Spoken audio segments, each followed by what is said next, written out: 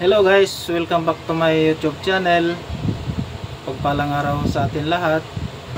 Tapos yung natira guys, sa bawah ay buhos na rito.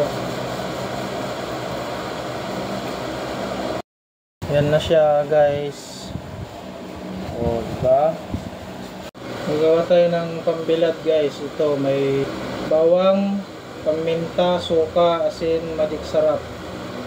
Dito natin isasawsaw yung isda para magkalasa guys. Tapos pag ibilad, mas madali siyang matuyo.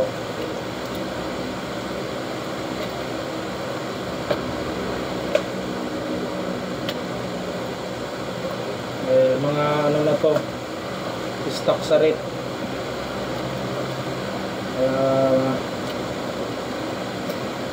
Sasarapin natin, magkalasa siya ng ano. Pwede itilad, pwede rin hindi na itilad.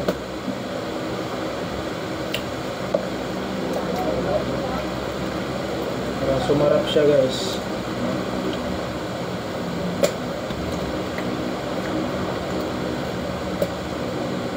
Bigyan mo lang ng magic sarap, suka, asin, paminta, bawang.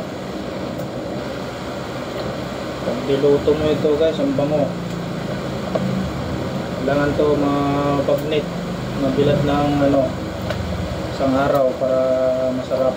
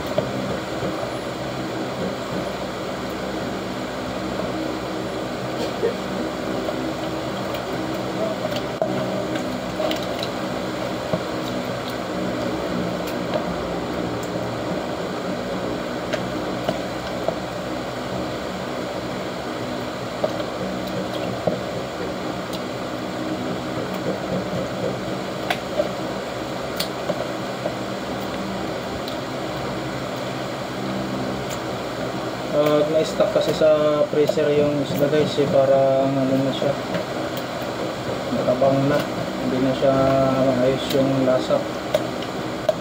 Kailangan natin masarapin.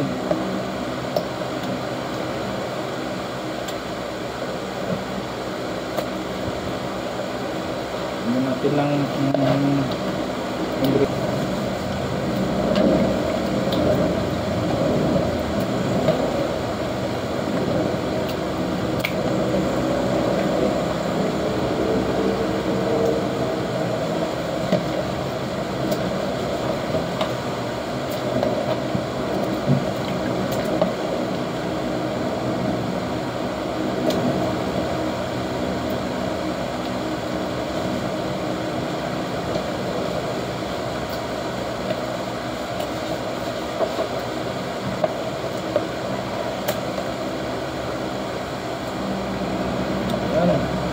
Tapos yung natira guys, sa bawah ay buhos na rito.